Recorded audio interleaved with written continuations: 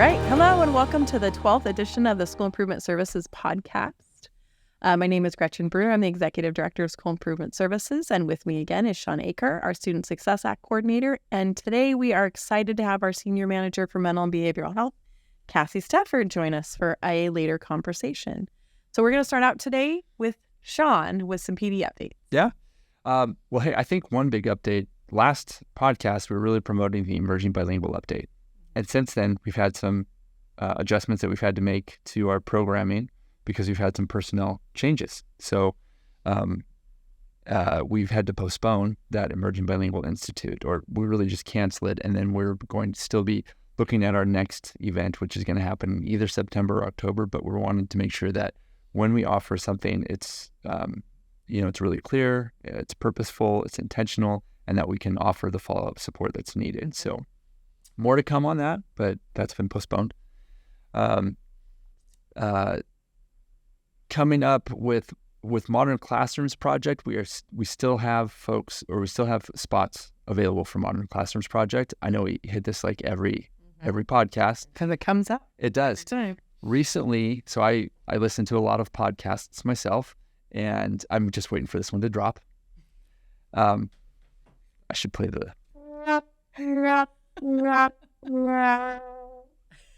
Anyway, so maybe it should have been anyway. Okay, so I was listening to the Modern Classroom podcast, and they were totally talking about coming into the new year, what emotions everybody's going to be bringing in as a teacher, coming in with emotions, as students coming in with emotions. I know Cassie's going to talk to us a little bit later about co-regulation. I've linked the podcast into the show notes because I think it's worth it for folks, whether you're a Modern Classrooms project teacher or not. The information that's provided there comes from teachers, and there's just two teachers having a discussion about things and those emotions and giving space for those emotions in the classroom. So definitely worth a listen. We do have a lot of things. I've linked the most recent professional development newsletter in the show notes. So, and then we'll put some updated links in the court notes themselves. So we always have things coming up around mental health and behavior, social emotional learning. We're going to be really focusing in hard on the CEL standards framework. The instruction and distance learning, I know that we're going to be supporting our district this year, really focusing hard on the visioning for curriculum adoption, because we really have seen a big change in some of our districts that have really focused on that first. And then Cassie will talk to us a little bit more about what they've got going with mental health and behavior and in that realm, and with school safety too. So those are my updates for now. All right. And I have just a few ODE updates, things that are coming up. Your district testing coordinators will have some training coming up. There'll be multiple trainings throughout the year, so make sure that you know when those are. I know there's one coming up in September. They're linked again in our notes today. ODE has a new key messages website, so you can go and find all of these emails as you're coming, as they come in one easy space, and so you're not searching for them. That's linked there as well. Communicable disease team is going to have some office hours.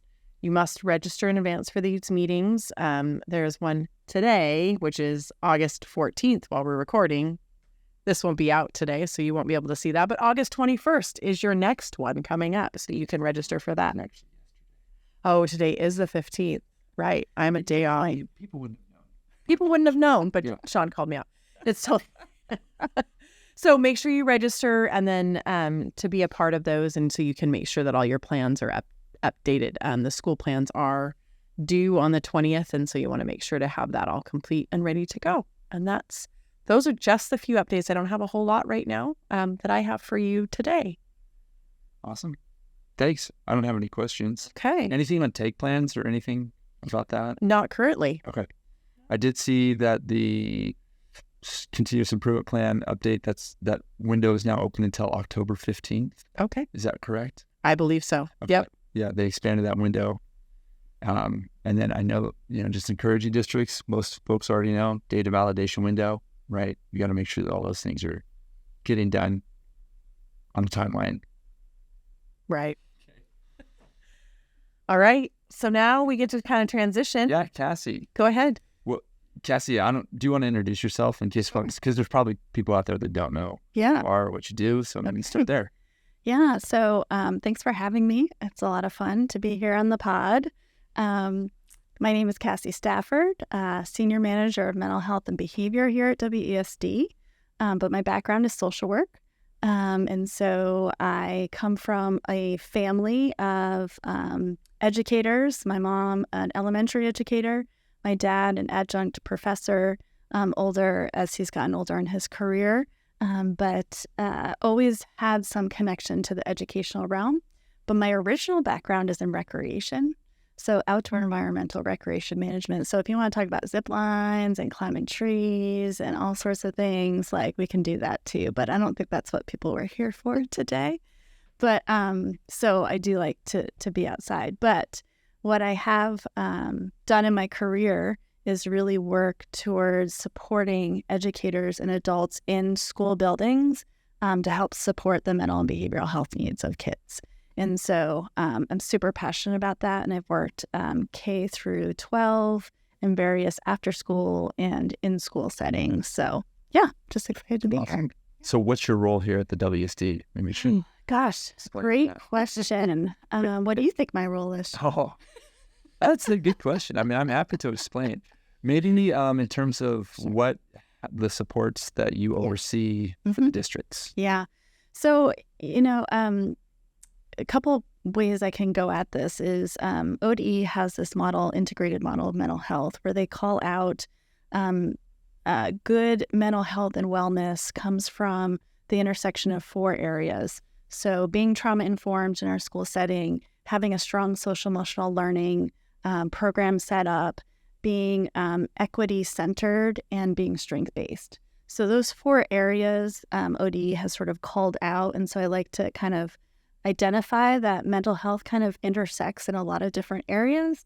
And so it's hard to quantify exactly what I do. But what I can say is on a day-to-day basis, some things that I do might be to talk with school leaders about mental health partnership that they might have with a county mental health or a private agency, and how to strengthen those relationships. So thinking sort of roles and what does my school counselor do? What does my mental health therapist do? And how does that all work when we have kids in our buildings that have high behaviors and high needs that may or may not be related to mental health? So it really bleeds into a lot of different areas. But some of the programs that we support that I am really passionate about is 321 Insight, which is really a program that districts can utilize as a tool in their toolbox. I don't like districts to really identify that they're a 321 district, even though every one of our school districts uses 321 in some capacity, but that they are a trauma-informed mindset school district. So they're really trying to think about behavior from a different perspective than kids are doing it because they're bad. We're saying kids aren't, and adults right now, we have a lot of stress, and so our behaviors aren't matching our intentions necessarily, and to dig into that is important. But it's really easy to figure out how to fit that into the work that's already happening in districts.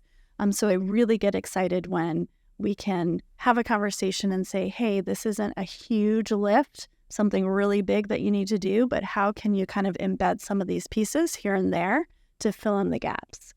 And it's really geared towards your classified staff. And so your IAs, your EAs, your office staff, custodians, cafeteria workers, these are the people that are the connective tissue or the glue, bus drivers that really are interfacing with the students in ways that can really make or break when a student walks into a classroom and where they're at. So 321 Insight, do you want me to go on? I could go on, Sean. I mean, you could, maybe you don't go into depth on all of them, but maybe kind of a general, what falls under your purview.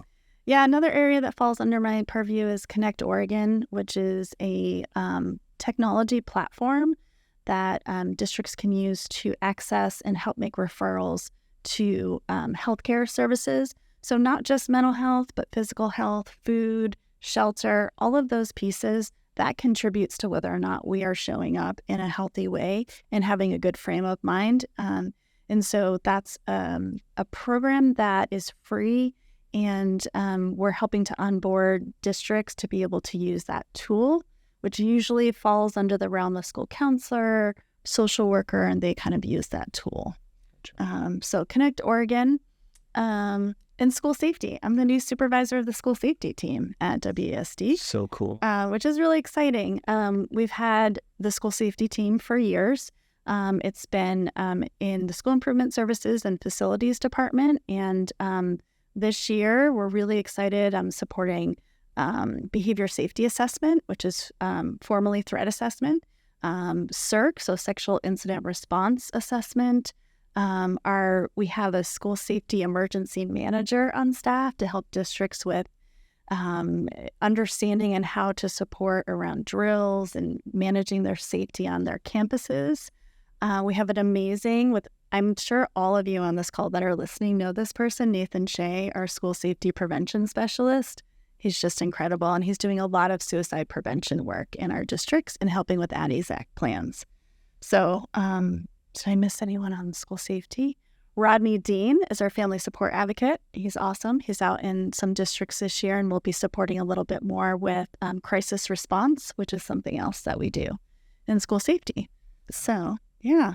I mean, it's awesome. It really, having you supervise that and being so connected with our team and your level of organization matched with the skills and skill sets within the school safety team, I mean, it brings everything together. I think it's going to be really beneficial to our districts. So. Yeah, it's very exciting. It's exciting for me in really thinking about how all of these pieces fit together because sometimes they end up getting siloed. And so helping make those connections with our cross-functional team and how we're seeing the needs at the maybe threat assessment level, and then how we can help support on the other end of what are some systems that we can help you look at from a different perspective to see, how do we get to a point where we're doing less threat assessments or we're doing, more preventative, proactive work.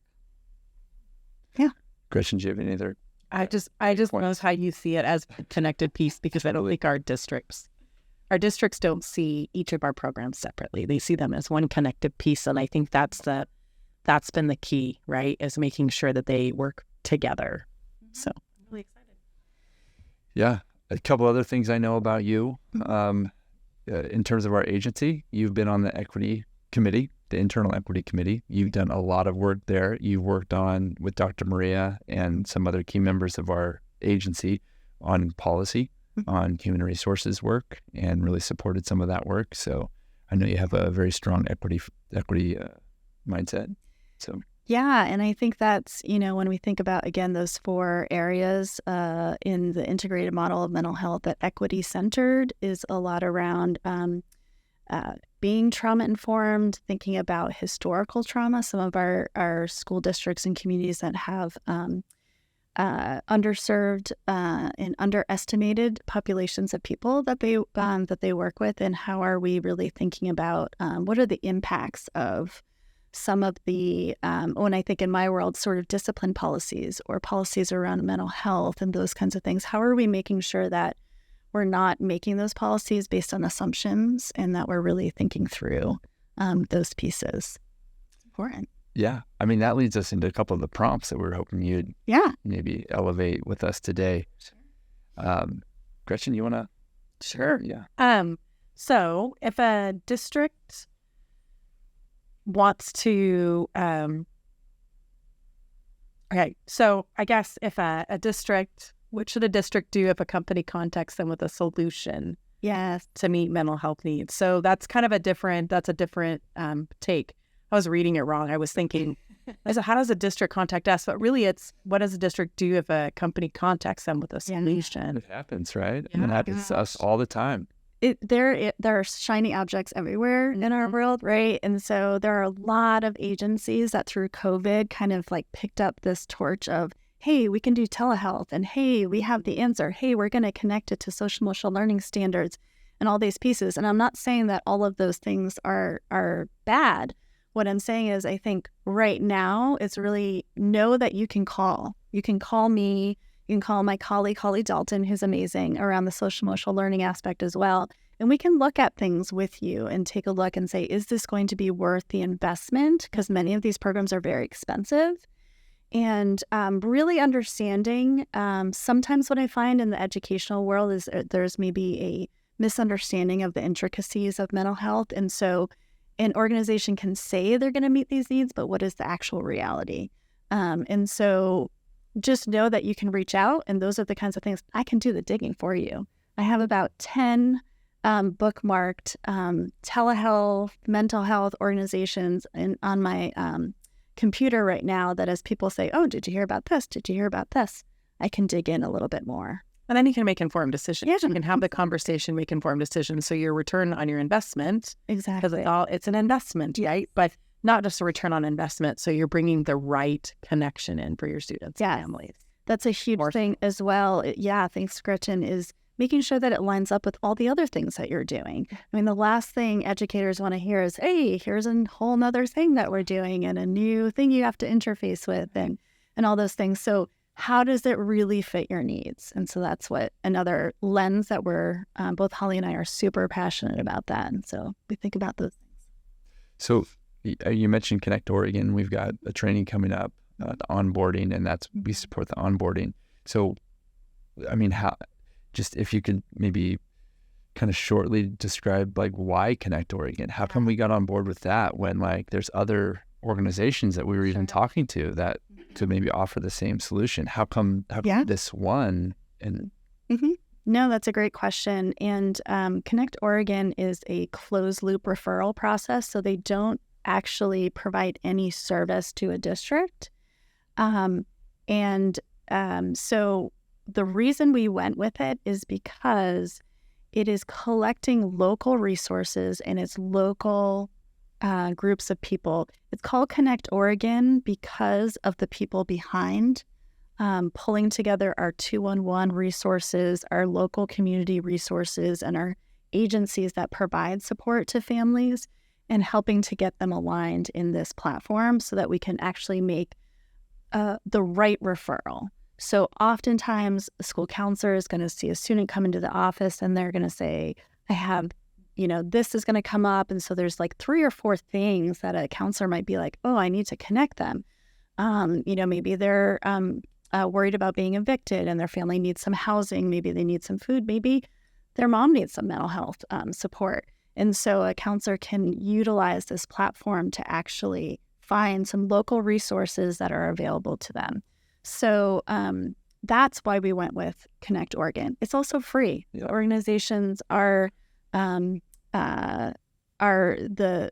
community care organizations are funding this for our school districts. So as opposed to making half a dozen or more calls for the various different services, they identify the needs through the platform. Those partners that are connected can be notified. And then we know, a counselor would know that these resources have been, there's been a contact, resources have been provided, and whatever level of support. Yeah, there's a whole case management component to it. It's all HIPAA and FERPA approved. And so it's all consent by families to be able to make a referral in the system with personal information.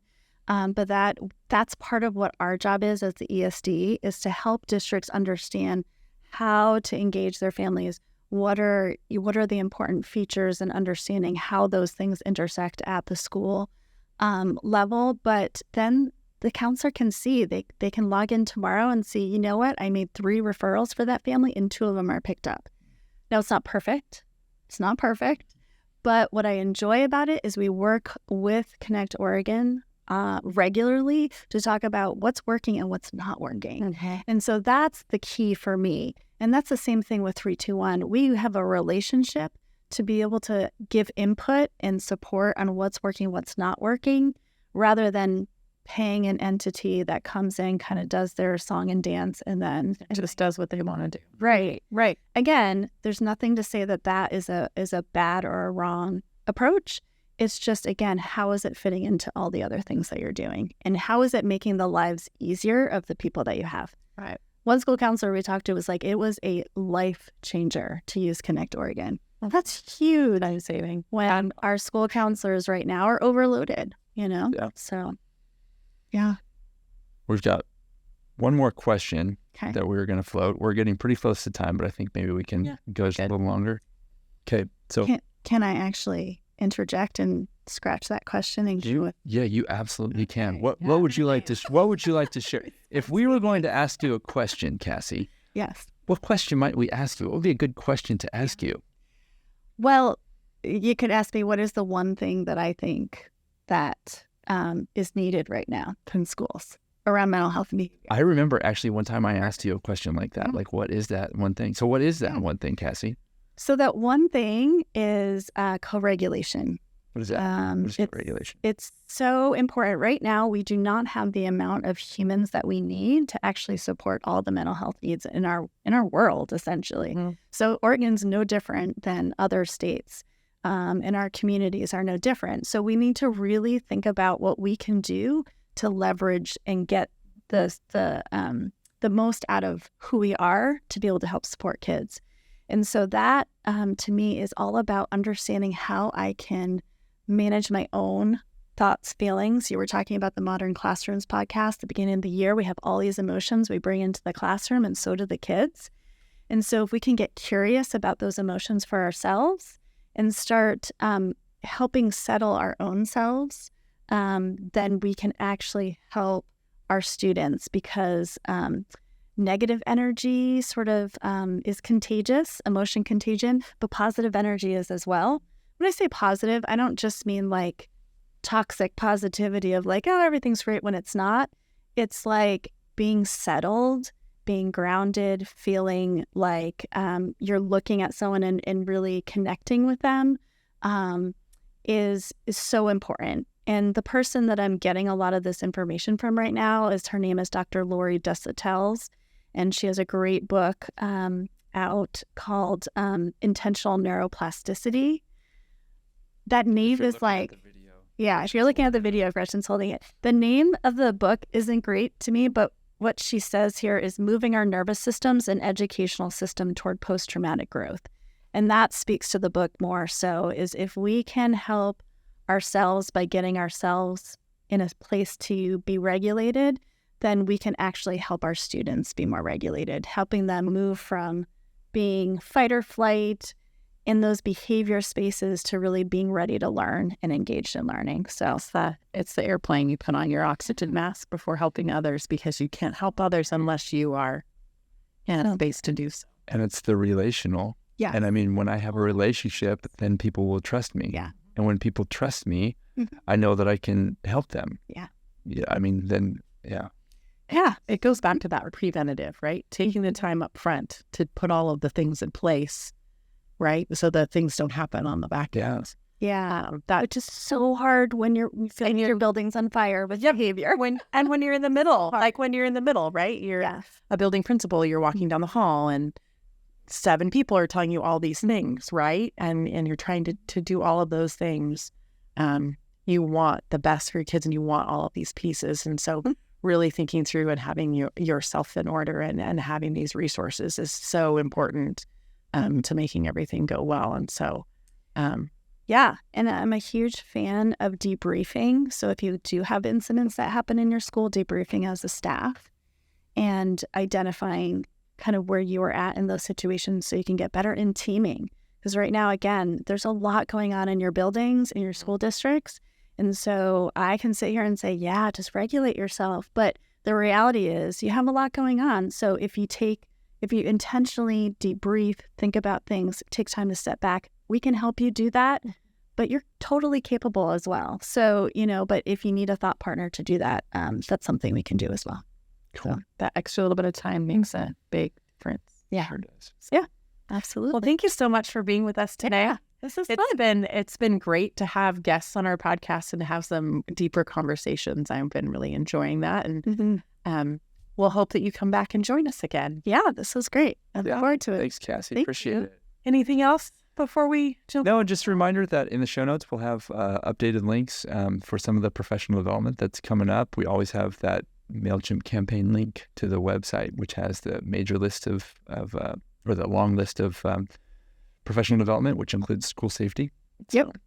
Train the Trainer for 321 Insight on the 31st of this month, 30 to 11:30. It's awesome. And it'll give you all that you need to know to be really successful this year. So Perfect. Yeah. Cool. And if you have any suggestions or anything for us, we'll also put an email link in the notes, and you can send us some suggestions on some things you'd like to hear this year. So we're excited to keep going. Thank you, everybody. Take care.